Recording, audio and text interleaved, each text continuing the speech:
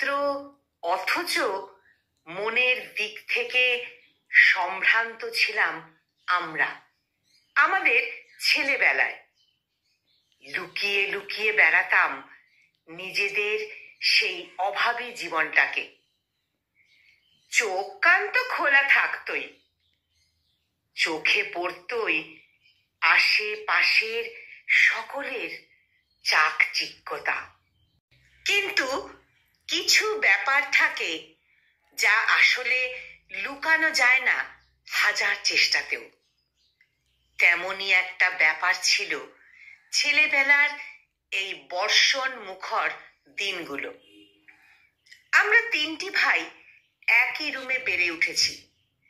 বাসাটি ছিল সেমি পাকা, অর্থাৎ চারিদিকে ইটের দেওয়াল আর ছাদটি টিনের।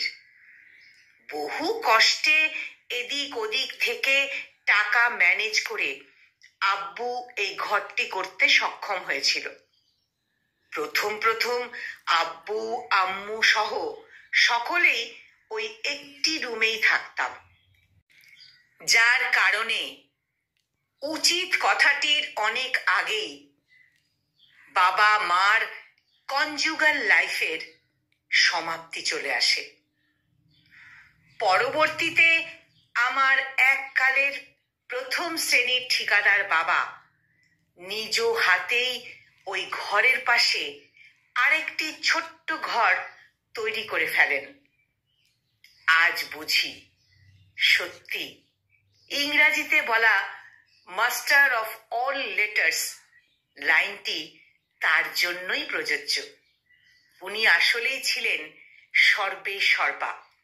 সত্যি উনি ছিলেন সর্বে সর্বা। কি চিকিৎসাবিদ্যা, কি ইঞ্জিনিয়ারিং, কি ঠিকাদারি বা কি বস্তুতন্ত্র, তার কাছে ছিল সব কিছুর সমাধান। একবার উনি আমাকে বোঝালেন 20 ফিট গভীরতার 10 বাই 15 ফিটের একটা পানির সেফটি ট্যাঙ্ক খুঁড়তে কতজন শ্রমিক 8 ঘন্টা ধরে কাজ করে কত কোদাল প্রত্যেকে মারলে কত দিন লাগতে পারে। আমি তো হতবাক। এই মানুষটির জ্ঞানের পরিসীমা দেখে। 10,000 স্কোয়ার ফিট জায়গা ইট বিছিয়ে সোলিং করতে হলে কতগুলি ইট প্রয়োজন হবে তা সে যখন তখন চোখ বন্ধ করেই বলে দিতে পারতেন। মানুষটি প্রচুর আড্ডা দিতেন, তাও আবার ফার্মাসিতে বসে বা মসজিদে বা কোনো অফিসে। তাই কোনো রোগে কি ওষুধ প্রয়োগ করতে হবে তাও তার নখদর্পণে ছিল। আমাদের মনে পড়ে না যে ছোটখাটো যে কোনো রোগ, যেমন কানে ব্যথা, জ্বর, ডায়রিয়া, মাথা কিংবা চোখ ব্যথায় আমরা কখনো কোনো চিকিৎসকের শরণাপন্ন হয়েছি কিনা। এসব চুটকির মতো তিনি সমাধান করে দিতেন। কোথাও কেটে ছিঁড়ে গেছে তো গাঁদা ফুলের পাতা, কচু শাকের কচি বোঁটা থেকে টিপে রস বের করে লাগিয়ে দিতেন। হাতের কনুই বা হাঁটুতে ব্যথা পেলে কেরোসিন তেল লাগিয়ে দিতেন। ব্যথা যে কোথায় উড়ে যেত টেরই পেতাম না। লোকটি আসলেই জাদুকর ছিলেন। তো যেটা বলছিলাম, উনি সত্যি সত্যি ম্যানেজ করা, মরচে পড়া, জং ধরা, ফুটো হওয়া টিন ও বাঁশ দিয়ে আরেকটি ঘর তৈরি করে ফেললেন। তার পাশে একটি ছোট্ট রান্নাঘরও। যদিও তাদের ঘরটি উচ্চতায় ছোট হলো, এই বড়জোর 7 ফুট হতে পারে, কিন্তু সেই সময় ওই অনেক আমাদের কাছে।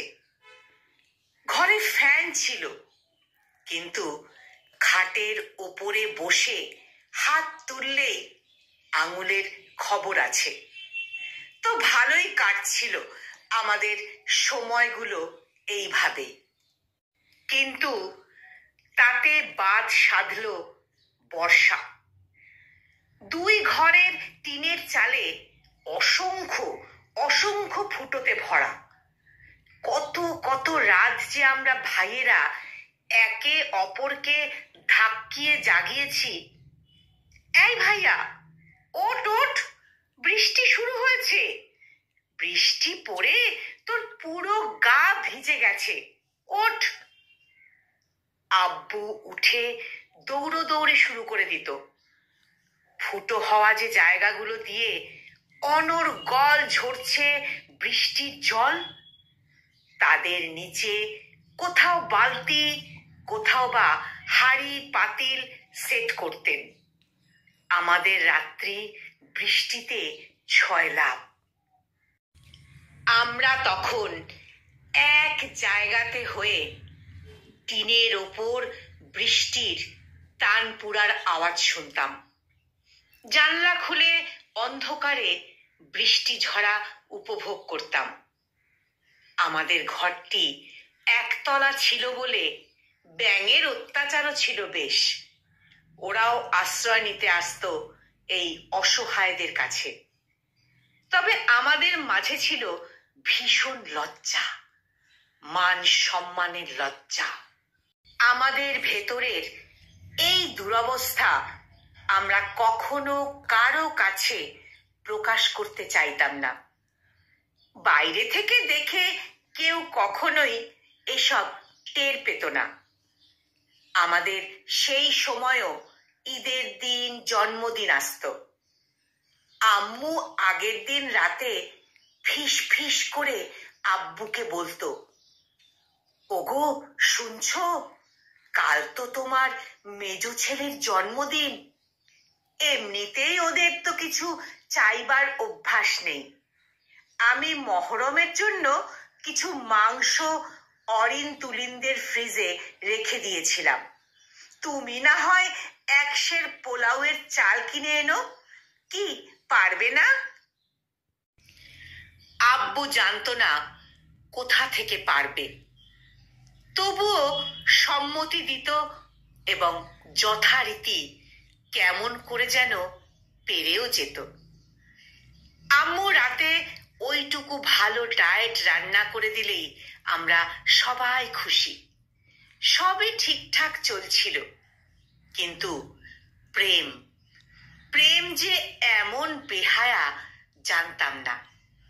অবুঝ নাছোড় বান্দা প্রেম কিছুই শুনতে চায় না, মানতে চায় না, বোঝে না যে গরিবদের জন্য প্রেম নয়। এমন নিম্ন মধ্যবিত্ত জীবনে প্রেমের জন্য কোনো স্থান নেই। তারপরও বাধ্য ভৃত্যের মতো প্রেমে পড়ে গেলাম। শ্যামবর্ণা মেয়েটির ছিল টিকালো নাক, কাজল টানা দুটি চোখ আর ছিপছিপে গায়ের গড়ন। ফড়িংয়ের মতো চঞ্চলা ছিল সে, আর ভীষণ একরোখা ও জেদি। আর আমি ছিলাম বোকার হদ্দ, গাধার মতো অভিমানও করে বসলাম একদিন। তারপর যাইনি আর ক্যাম্পাসে গোটা কতক দিন। সেদিন ছিল এক বর্ষণ মুখর দুপুর। প্রচন্ড বৃষ্টিতে ছয়লাভ চারিদিক। বৃষ্টির যেন থামারই নাম নেই। আমি আর ছোট ভাইটি হাঁড়ি পাতিল দিয়ে চাল থেকে পানি ঝরা ধরতে হয়রান। পরনের ফতুয়াটিও ভিজে চুপচুপে। হঠাৎ শুনি দরজায় কড়া নাড়বার শব্দ। তড়িঘড়ি করে দরজা খুলতেই এক দল ছেলে মেয়েতে ভেসে গেল ঘর। আমার চক্ষু চড়ক গাছ। সে তার এক দল বন্ধু বান্ধবী নিয়ে এই সময় এসে হাজির। ভেতরে আসতেই সেও অবাক ভেতরের এই অবস্থা দেখে। তারা অবশ্য বেশ ধনী ছিল। জীবনের এই রংটির সাথে ভীষণ অপরিচিত ছিল সে এবং তার বন্ধুরা। আমি কি বলে উঠব ঠিক ভাষা পাচ্ছিলাম না। তারা এখানে ওখানে বৃষ্টিহীন শুকনো যতটুকু জায়গা ছিল বসল। কিছুক্ষণ গল্প হলো, খুব ফর্মাল কিছু কথা। আমি কখনো তার কাছে লুকোইনি কোনো কিছু। দূর থেকে একদিন দেখিয়েও ছিলাম নিজেদের এই বাড়ি। কিন্তু তারপরেও ভেতরের অবস্থাটি যে এত দৈন্যতায় পরিপূর্ণ হয়তো সে বুঝতে পারেনি। যাই হোক, আমার ক্যাম্পাসে ফিরতে আরো কিছুদিন সময় লেগেছিল। অভিমান যে তখন লজ্জায় রূপ নিয়েছে। এরপর থেকে কেমন করে জানি আমরা প্রেমিক প্রেমিকা থেকে বন্ধু হয়ে গেলাম। আমি হলাম তার একজন গরিব, হতদরিদ্র, নিম্ন মধ্যবিত্ত বন্ধু, যাদের প্রেম করতে গেলে ন্যূনতম চাল থেকে বৃষ্টির পানি না পড়া একটি ঘর লাগে, ঘরের মধ্যে চাকচিক্য থাকা লাগে। অথচ এই আমি আজ এই সুউচ্চ অট্টালিকায় বসে অনুভব করতে পারি কি সুখী না ছিলাম আমরা সেই বর্ষা স্নাত রাতগুলোতে। বৃষ্টি এলেই মনটা ছটফট করতে থাকে টিনের চালের সেই টুংটাং জল তরঙ্গের শব্দ শুনবার জন্য। গাড়ির চাবিটা নিয়ে বের হয়ে পড়ি জনশূন্য রাস্তায়। গাড়ির টিনের ছাদে বৃষ্টির গড়িয়ে পড়ার শব্দে তবুও যদি দুধের স্বাদ ঘোলে মেটাতে পারি কিছুটা। কলমে ফুয়াদ সনম, আর কণ্ঠে আমি নিবেদিতা। Namaste.